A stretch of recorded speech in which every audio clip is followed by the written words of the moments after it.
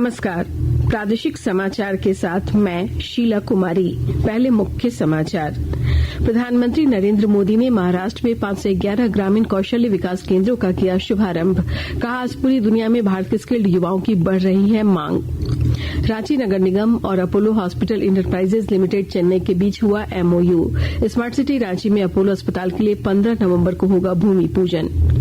राज्यपाल बनाए जाने पर भाजपा के राष्ट्रीय उपाध्यक्ष रघुवर दास ने प्रधानमंत्री और केंद्रीय नेतृत्व का जताया आभार। कहा, दायित्वों का ईमानदारी से करेंगे निर्वहन।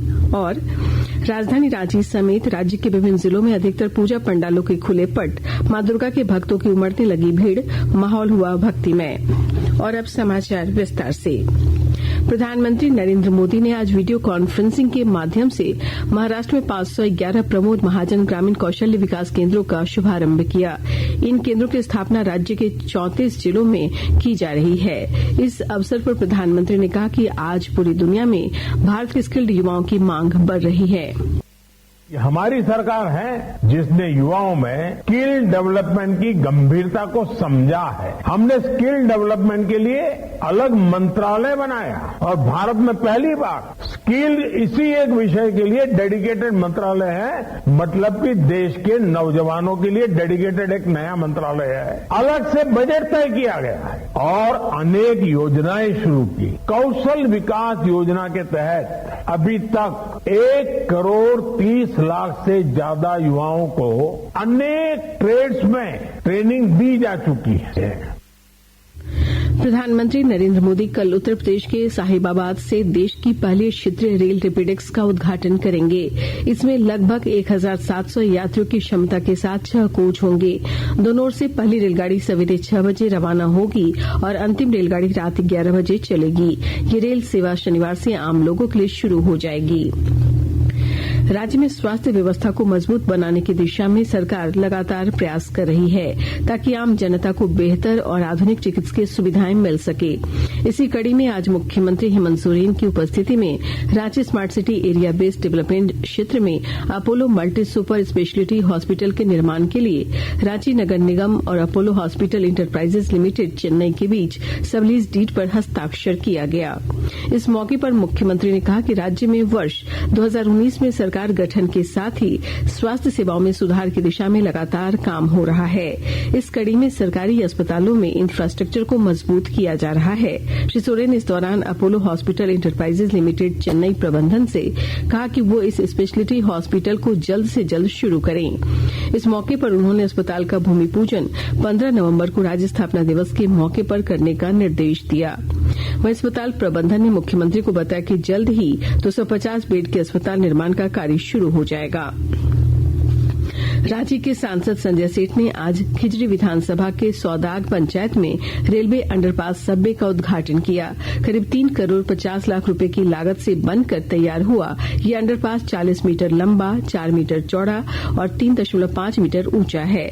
इस अंडरपास के निर्माण से क्षेत्र के दर्जनों गांव के हजारों ग्रामीण काफी खुश दिखे।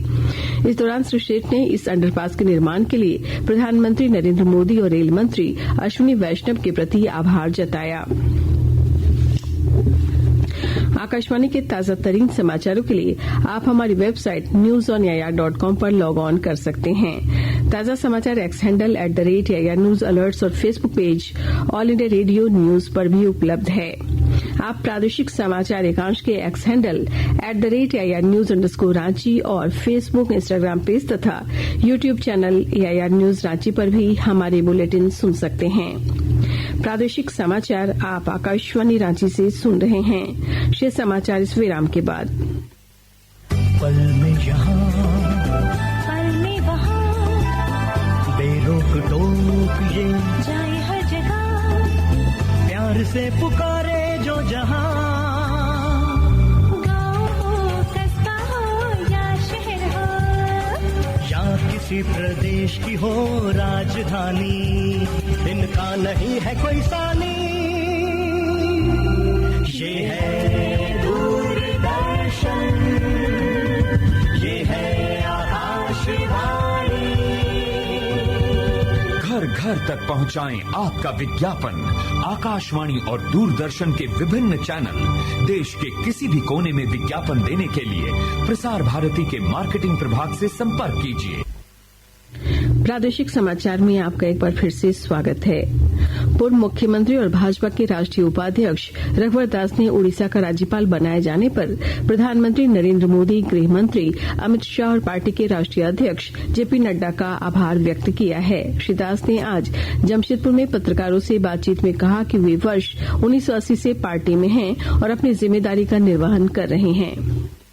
एक नई जिम्मेदारी जो संवैधानिक प्रमुख का दायित्व है, उड़ीसा जैसे राज्य, जगन्नाथ बाबा के दरबार जैसे राज्य में राज्यपाल बनाने का दायित्व मैं अपने माननीय प्रधानमंत्री मोदी जी, अपने देश के गृह मंत्री राष्ट्रीय अध्यक्ष जेपी नड्डा जी के प्रति आभार है, जिन्होंने एक संवैधानिक पद का दायित्व निभाने का मौका दिया। एक संवैधानिक पद राज्यपाल का दायित्व निर्वाह करके सरकार के साथ मिलकर उड़ीसा को विकास की नई ऊंचाई पर पहुंचाने का की भूमिका मेरे एक राज्यपाल रहे। धन्यवाद।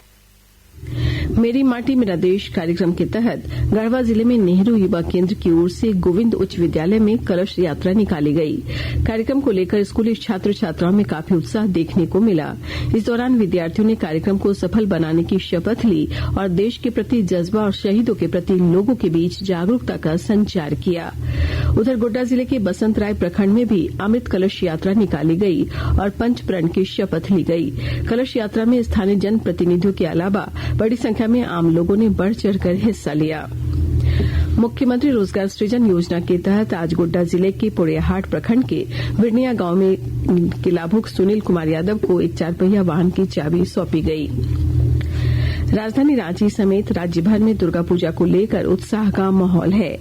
रांची शहर के अधिकतर पूजा पंडालों के पट खुलते ही मां दुर्गा के भक्तों की भीड़ उमड़ने लगी है। राजधानी रांची का माहौल भक्तिमय हो गया है। पंडालों के आसपास आकर्षक तोरण द्वार और विद्युत सज्जा लोगों को आकर्षित कर रही है। इधर रांची जिला प्रशासन की ओर से पूजा के दौरान सुरक्षा, बिजली, पानी और अन्य व्यवस्थाओं को दुरुस्त किया जा रहा है। जिले के उपायुक्त राहुल कुमार सिन्हा और वरीय पुलिस अधीक्षक चंदन कुमार सिन्हा ने शहर के विभिन्न पंडालों का जायजा लिया और कई आवश्यक निर्देश दिए। इस वर्ष नवरात्र के दौरान भारतीय डाक विभाग की ओर से महिलाओं के आर्थिक सशक्तिकरण को लेकर विशेष अभियान चलाया जा रहा है। इस दौरान भारतीय डाक विभाग की ओर से सुकन्या समृद्धि योजना, महिला सम्मान बचत पत्र योजना जैसे महिलाओं के लिए हितकारी कई योजनाओं का विशेष प्रचार प्रसार किया जा रहा है। इस दौरान राज्य भर के सभी डाक शाखाओं में इन योजनाओं के खाता खोलने को बढ़ावा दिया जा रहा है।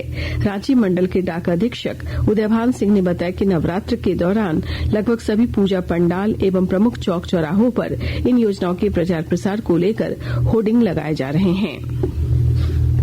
सरायकेला खरसावां जिला पुलिस ने छापेमारी कर एक बस से 13 किलोग्राम गांजा के साथ 2 युवकों को गिरफ्तार किया है।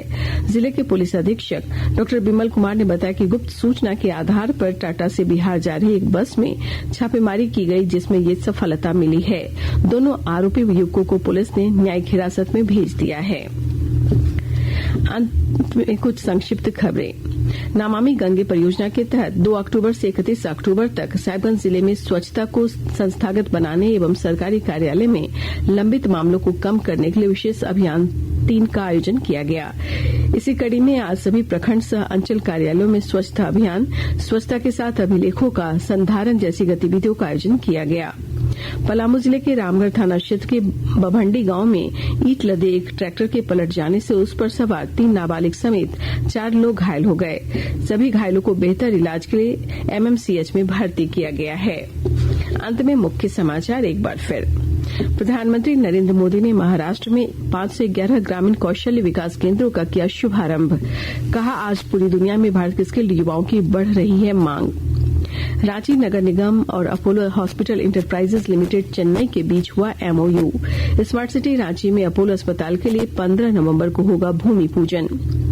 राज्यपाल बनाए जाने पर भाजपा के राष्ट्रीय उपाध्यक्ष रघुवर दास ने प्रधानमंत्री और केंद्रीय नेतृत्व का जताया आभार। कहा, दायित्वों का ईमानदारी से करेंगे निर्वहन। और राजधानी रांची समेत राज्य के विभिन्न जिलों में अधिकतर पूजा पंडालों के खुले पट, मां दुर्गा के भक्तों की उमड़ने लगी भीड़, माहौल हुआ भक्तिमय। इसके साथ ही आकाशवाणी रांची से प्रादेशिक समाचार का ये बुलेटिन समाप्त हुआ। नमस्कार।